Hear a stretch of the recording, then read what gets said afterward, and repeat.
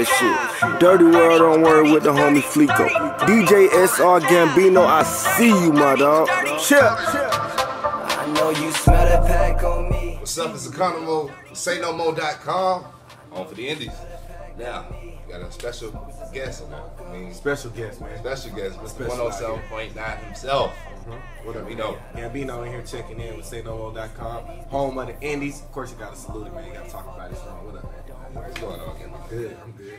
Alright, so Gambino, man, can you start off telling people, how'd you end up getting on 107.9? I would say it started off with just like everybody else, promotion. I started off as a promoter coming out of college, and I guess off the back you can say that I was kind of popular, cool with a lot of people. And when I was at school, they used to do like a lot of dome parties, and they always used to go crazy. Like people would rather come hang with me than go to the club. So I had an incident where I quit school and I went back home and I started working my job or whatever, but it wasn't paying enough. So one day I linked with my cousin, and my auntie was going out of town, and her husband played in the NBA, so they had a large mansion. So me and my cousin got together. We was like, man, we about to throw a crazy party. Threw a crazy mansion party. Like, I kid you not, it was like 500 people before 12 o'clock, and I was charging people $20. So, E.T. came through, heard about it or whatever, and, it just went from there. I guess it's somebody seeing my vision of what I can do, and, having so much influence. That's what radio is looking for, people who influence others and, have that brand behind them. I didn't know nothing about brand and all that at the time. I knew that I could just bring people and I'm finna make some money. You know what I'm saying? But from there, a day or two after, I got a call from him or whatever. I don't know how he got my number. That's weird. I always find that weird to this day. Like, dude, how did you get my number?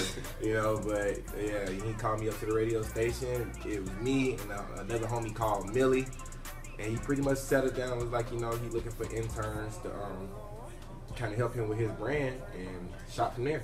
Okay, so 3 years in, and I finally got down with the team. That's what's up. So as far as you having a vision, starting out, did you just see yourself as a part of promoter? No. What did you? I didn't see myself as nothing but a guy who played basketball and worked at Bojangles.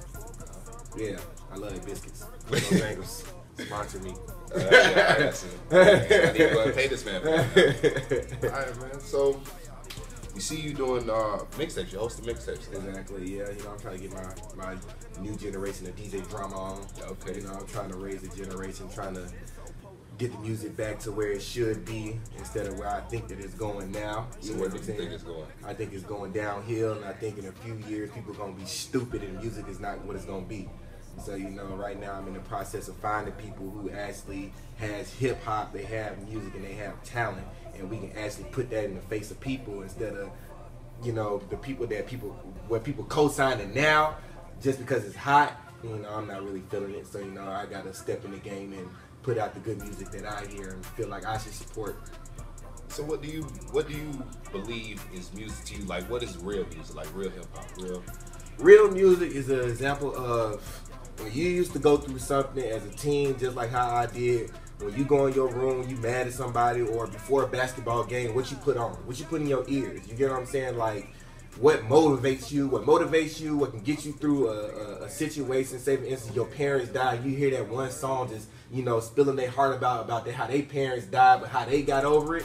You know what I'm saying? People don't talk about that no more. It's all about drugs, clothes, and stuff that people ain't got. You know what I'm saying? People can't relate to it. I'm more so of the person, I feel like music should always relate to people out in the world. So it should always be like about an experience or something. Yeah, experience. Music is about experience and emotion to me. And the music that people putting out now is not emotion or experience, because the music they're putting out, they never experienced it, and I can't relate to it. So what type of emotions do I have towards it? You have I understand, because you listen to music. Oh, okay, and yeah, I do that a lot. I think I did that like 50 times this morning through my email. Yeah, I was like, what is this? So, okay, coming up, what kind of musical influences, do you have? Like, who do you listen to when you were,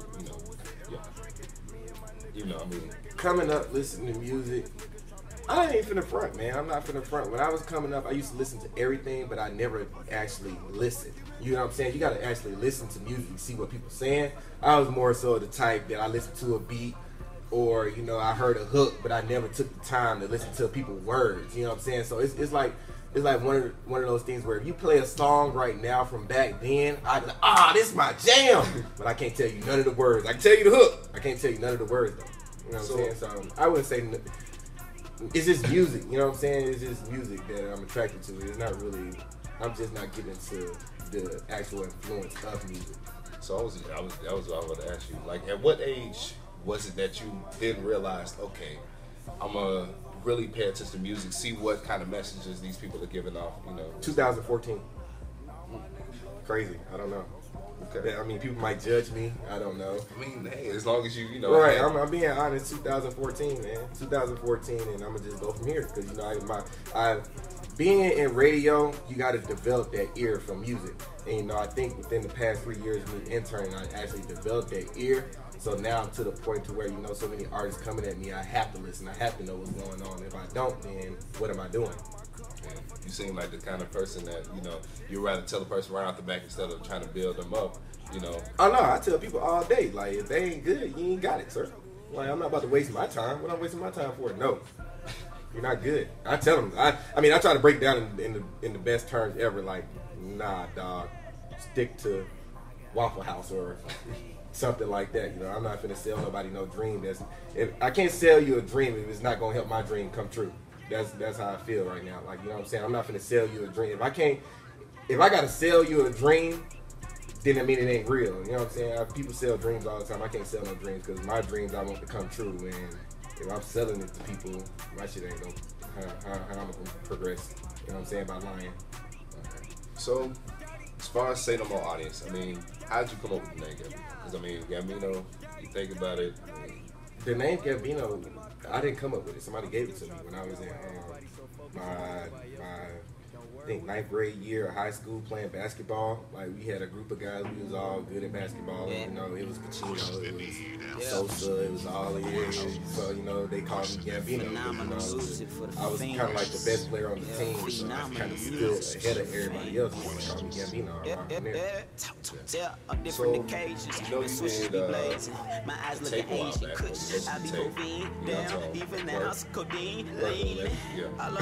So, what was your, I mean, you have a favorite track on there, maybe? Questions That Need Answers. That's like my favorite. No French Montana, but that was really a question. So, go check that out. If I work hard for everything I got, does that make it a blessing? blessing? SayNoMo. If I finish my Everywhere, plan, I want SayNoMo. yours next, they blame me for seconds. Do that make me arrogant if I say fuck all your it's safe to say suggestions? that, you know, I got a whole lot of both questions. have the same, I need a you know, whole lot idea. of We're ounces. going to sit here and I got a whole lot of push shit the on my indies, make mind. sure the I'ma indies need a whole lot of where they need to be. If So, a bitch on what was stage your getting money, reasoning do that make for her doing strip or that? Because, dance? I mean, you can Man, sit you here gotta and kill just for only focus AIDS. on, What you the know, fuck the all kill these for major kills? artists and Answer whatnot. that. If the script was wrote, the script I was look at wrote, it and the as shit like, off stage, knew what was gonna happen. Why the What fuck they calling all have these I done to shows? help that major Reality. artist get to the point that they Nowadays, at right Stevie J now? and And Mel what K. they rock, Nowadays, they the new rock with thing me. being You gay. know what I'm saying? Do You we can always blame network. You need somebody on a higher Or do we level when they blame can iron the rock with you. reality? But at the end of the day, why am I in your circle if I never helped you get to that point? You get what I'm saying? So I'm to the point where, and then major, it's cool to be major, but I don't know, for some reason it's about me. I feel like everybody starts as an indie, so why people don't rock with more indies than they do major artists? You know what I'm saying? Like I use Migos for it. They're indie artists and they stay in people's face. If they make money, they make money because they make it their own moves. They don't have somebody telling them, nah, don't push that record right now. Don't do this, wait to do that. No, we make our own money, we put out what we want to put out, and we gonna rock how we gonna rock. If we have more indies with the work ethic and grind that they had, you would have better, you would have more good music out there. You know what I'm saying? So that's how I look at it. I don't know. Major artists can't do nothing to me, but they can. But you know, at the stage of my life, I'm coming up. I don't care about what they have because I'm gonna have it soon, and I'm gonna have it with the indies that I work with. So at this point in time, you're looking at like building the team. Yeah, building the team of indies. Hopefully, you know, indies won't forget about where they come from, you know what I'm saying, if they ever go major. But the indies that I'm rocking with, I would really hope that they stay independent for a reason. It's not called indies. Indies, it's called independent. You're an independent artist. You know, you don't worry about nobody else. You go out there and make your own money. You go out there and make your own moves. Be your own boss. Well, as far as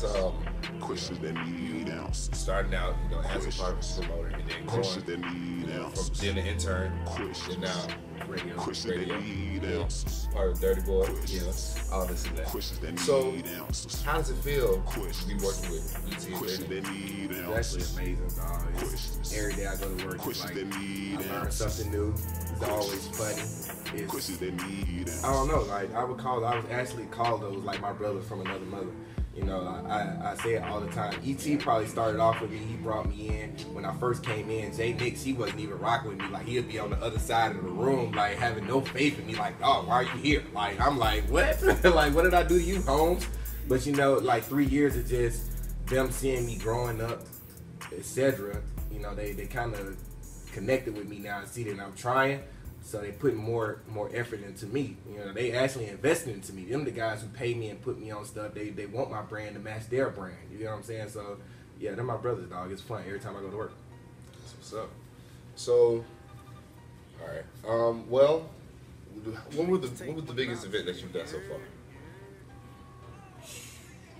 Man, I did plenty of events. I can't even tell you. Because I know you say you're doing mansion parties and all this. Man, my resume is swamped. I don't know. I can't even remember, dog.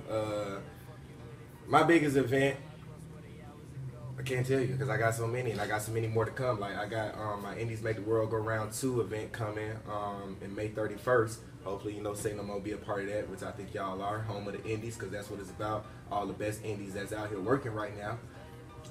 So, I think that's going to be my best event. I don't care about what I did. I'm more of the future person. Like, I care about what's coming. What's coming next. And what's in the past, I don't really care about. Okay, so who are some of the artists that you work with closely more than others? I mean, because I know you got people that always want to work with you, but you got people that are serious about the craft and want to keep, going. Right.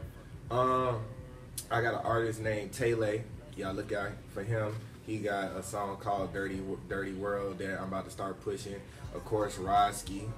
He got a song with Johnny Cinco called Real Nigga and All I Want Is That Check. And I also got a female artist. Her name Losa. She dope, dog. I met her last week at a showcase. She got a crazy female following her. She got like a Cali type beat, but it's also New York type. She dope. Man, those people I'm rocking with. All right. So we sitting here doing an interview with you. Is it possible that we can? You gonna bring in here? Oh yeah. I'm gonna bring everybody in here, man. It's love, home of the Indies. Why would I not? How could I not? Yeah. So we see, we sitting here giving you an interview. Is it possible, for us maybe in the future to get an interview on 107? Yeah. It's SayNoMo? Yeah. Like I ain't gonna make no promises because I'm more so of a man of my word. But if I can put it in their ear to see how they feel about it, of course. We appreciate that. You have any shout outs for the people? Man, I want to shout out to SayNoMo first and foremost because they've been rocking with me since day one. Hot 179, ET, JayNix. My girl, of course, because she the one who got me, even focused on this business tip. I want to thank God because every day I wake up, I feel like I get a new blessing. I want to shout out my mom. I want to shout out just everybody out there. Jimmy Whispers, that's my business right-hand man, dog. He been rocking with me. The streets. I want to shout out the streets for the simple fact they rock with me heavy. Yeah. Even when people think they don't, I walk through the club and get so many handshakes. I feel like, who the hell am I? You know what I'm saying? But yeah, shout out to everybody, bro. If I missed you, still love you. All right. And before we conclude the interview, man, everybody's going on by this side piece shout out. What about it? I mean, how did y'all come up with the idea? Like, what happened? The idea came about was, I can't really talk about, the radio politics, but, something happened and we needed to create something right off the top of our head. And they actually walked in and was like, y'all can't do this no more. And we like, what? It's like our #1 thing that people listen to. So we like, what are we gonna do? Man, we gotta do something ignorant that everybody can relate to. And at the time, we was in there talking about the Chris Brown song Loyal came on. So we was like, man, these bitches ain't loyal. People ain't loyal. So Jay was like, man, we need to do something about, cheaters or side pieces, or people who can show love to their side pieces or something. E.T. was like, I got it. Side piece shot. Right before we went into the break, E.T. everybody side piece shout out, doing his little magic. Bro, soon as I swear to God, as soon as he clicked off air, the phone went crazy. And from that day, we was like, oh, this is what we about to do. Ignorance wins. You know what I'm saying? Ignorance wins. And every day, I kid you not, the phone lines go crazy. You want to talk about maybe the most crazy cypher challenge you ever had? Nah, I mean, because I heard some crazy shit, dog. People Yeah. out here is nasty. That's all I'm going to say. That's all I'm going to say. People out here is crazy, bro. Wrap it up. That's what I'm going to say. Alright, so we're going to conclude that. Alright, y'all. You got Gambino here, man. 107. Yeah. Akanimo, SayNoMo.com, man. SayNoMo. Home for the Indies. We out. Home of the Indies.